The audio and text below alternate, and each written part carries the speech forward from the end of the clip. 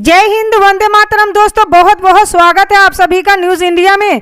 और अभी तक आपने इस वीडियो को लाइक नहीं किया तो लाइक कर लीजिए और चैनल पर नए हैं तो चैनल को सब्सक्राइब कर लीजिए, साथ में बेल आइकन भी प्रेस कर लीजिए और वीडियो को ज़्यादा से ज़्यादा शेयर कीजिए।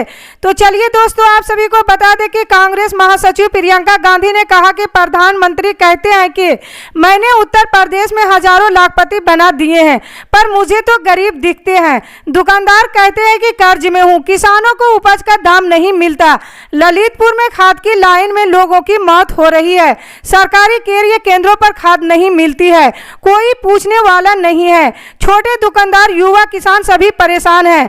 आप मेहनत किसके लिए कर रहे हैं? आप सिर्फ राशन और नमक के लिए मेहनत कर रहे हैं। सारी नीतियां बड़े बड़े उद्योगपतियों के लिए बन रही है। वो गरीबों के लिए कुछ नहीं बनाया क्या 70 सालों में? अरे भैया, हमने बनाया नहीं तो आप बेच क्या रहे हैं? एयरपोर्ट, बंदरगाह बेच डाला। क्या तुम्हें 5 सालों में 12 लाख युवा नहीं दिखे? कांग्रेस सरकार आने पर लोगों को 5 लाख रुपए 1% ब्याज पर लोन दिया जाएगा। सभी प्रकार की भर्तियां 6 माह के भीतर पूरी होंगी। जैसे छत्तीसगढ़ में 250,000 क्विंटल धान और गेहूं बेचा जा रहा है, उसी प्रकार यूपी में भी व्यवस्था की जाएगी। छत्तीसगढ़ में बेसहारा पशुओं की समस्याओं का समाधान हुआ है। योगी सरकार ने इस समस्या पर कोई व्यवस्था नहीं की। गायों को यहाँ पर कुत्ते नोच रहे हैं, जिंदा गायों को दफनाया गया। अब छत्तीसगढ़ योजना को यूपी में भी लाया जाएगा। सपा राष्ट्रीय अध्यक्ष अखिलेश यादव ने बड़ा परेड ग्राउंड में आयोजित चुनावी सभा को संबोधित करते हुए कहा कि पहले चरण से सपा गठबंधन ने बड़ी बढ़त बना ली है। कई जिलों में भाजपा का खाता नहीं खुलेगा। छठे चरण में बलरामपुर के लोग भाजपा का खाता नहीं खोलने देंगे। बलरामपुर को लोग डबल इंजन सरकार की झूठ की पटरी को उखाड़ फेंक देंगे।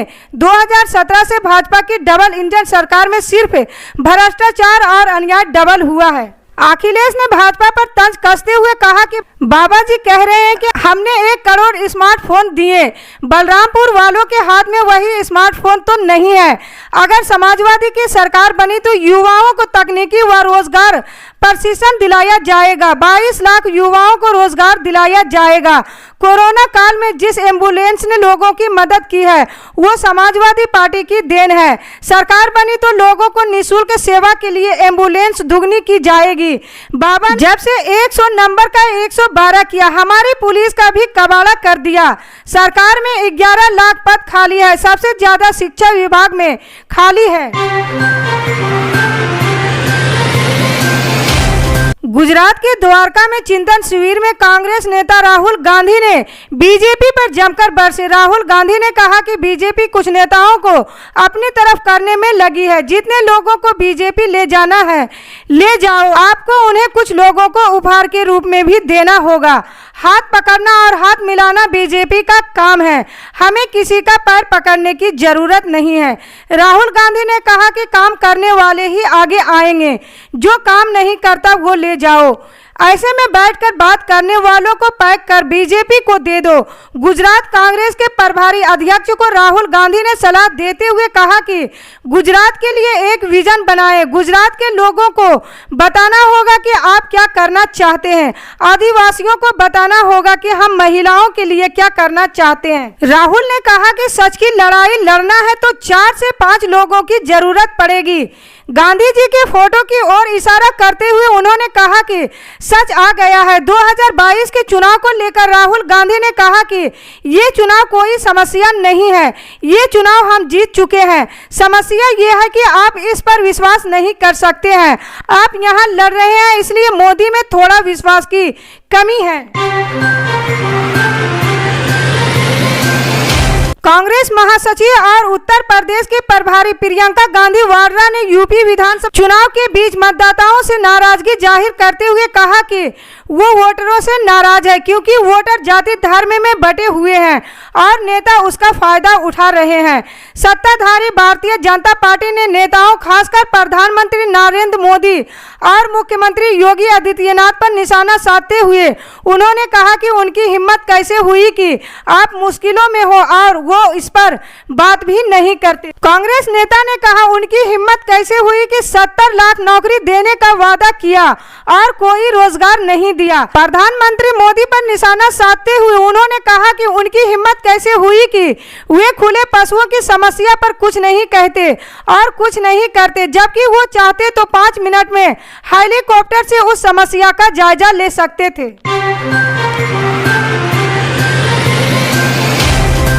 कांग्रेस ने मांग की है कि प्रतिबंधित कुकी राष्ट्र संगठन द्वारा भाजपा का समर्थन करने और मतदाताओं को धमकाने के लिए एक बयान जारी करने के बाद चुनाव आयोग को इस पर तुरंत कार्रवाई करनी चाहिए। कांग्रेस ने चुनाव आयोग को लिखे एक पत्र में कहा कि ये बयान आदर्श आचार संहिता का साफ उल्लंघन है और स्वतंत्र और निष्पक्ष चुनाव सुनिश्चित करने के लिए सख्त कार्रवाई की जानी चाहिए। चुनाव आयोग को भेजे ज्ञापन में कांग्रेस ने कहा कि 25 फरवरी 2022 को प्रतिबंधित कुकी राष्ट्रीय संगठन के अध्यक्ष द्वारा जारी बयान मणिपुर में स्वतंत्र और निष्पक्ष चुनाव के संचालन के लिए एक सीधा और स्पष्ट खतरा है। यह स्पष्ट रूप से लोगों को भाजपा को वोट देने के लिए धमकाता है, जो इसके निर्देशों का पालन नहीं करने वालों को गंभीर परिणाम भुगतने की चेतावनी देता है। कांग्रेस ने अपने ज्ञापन में आरोप लगाया है कि ये बयान केंद्रीय गृह मंत्री और मणिपुर के मुख्यमंत्री की पूरी जानकारी और मिली भगत से जारी किया गया है।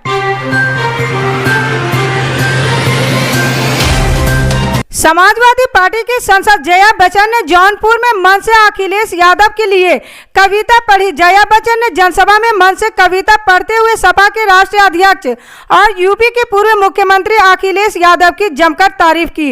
उन्होंने कविता पढ़ते हुए कहा कि यूपी के हर समस्या का एक ही हल है, अखिलेश की अकल। जया बच्चन ने कविता के जरिए पूर्व अखिलेश सरकार की जमकर तारीफ की, साथ ही किसानों के फसल को लेकर वादा भी किया। इसके अलावा कविता के जरिए भाजपा पर भी निशाना साधा।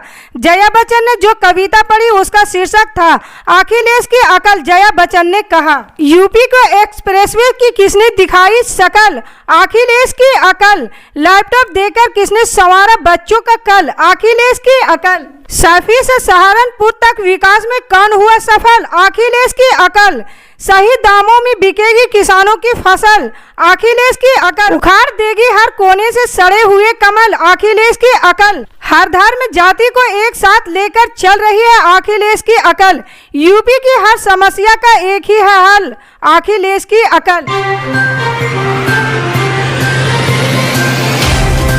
यूपी में चुनाव प्रचार का दौर जारी है। ऐसे में शनिवार को समाजवादी पार्टी के मुखिया अखिलेश यादव ने भाजपा पर निशाना साधा। उन्होंने कहा कि भाजपा ने व्यापारियों और युवाओं को बर्बाद कर दिया है। साथ ही उन्होंने आरोप लगाते हुए कहा कि भाजपा के लोग गरीबों के हाथ से पैसा लेकर अपनी तिजोरी भर रहे हैं। साथ ही कहा कि बाबा बाढ़ से परेशान है लेकिन सांड से नहीं। इस दौरान अखिलेश यादव ने कहा कि बीजेपी जितनी झूठ बोलने वाली पार्टी अब तक नहीं देखी। इस पार्टी में छोटा नेता छोटा झूठ और बड़ा नेता बड़ा झूठ बोलता।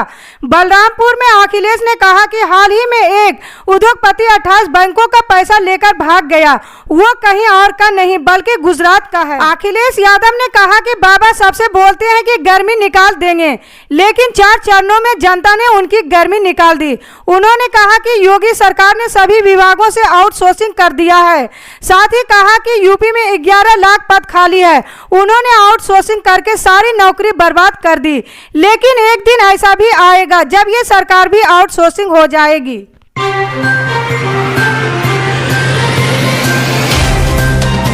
रूस और यूक्रेन के बीच युद्ध के बीच भारतीय छात्रों को यूक्रेन से निकालने की प्रक्रिया जारी है। इसी बीच कांग्रेस नेता राहुल गांधी ने केंद्र सरकार पर यूक्रेन में फंसे छात्रों को जल्दी वहां से निकालने और सजगता और गंभीरता बरतने को कहा है। कांग्रेस के पूर्व अध्यक्ष राहुल गांधी ने शनिवार को कहा कि केंद्र सरकार को यूक्रेन में फंसे भारतीय छात्रों को तत्काल बाहर निकालना चाहिए। कांग्रेस के मुख्य प्रवक्ता रणदीप सुरजेवाला ने सरकार पर निशाना साधते हुए ट्वीट किया, जान बचाने के लिए बैंकरों और अंडरग्राउंड मेट्रो में बैठे हजारों लोग का दम घुट रहा है। बच्चे भूखे प्यासे और डरे हुए हैं, बाहर निकलने की भी हालत में नहीं है और उन्हें कभी इधर कभी उधर में उलझाया जा रहा है। लोगों की सांस अटकी हुई है मगर प्रचार जीवी चुनाव और वेबिनार में व्यस्त है।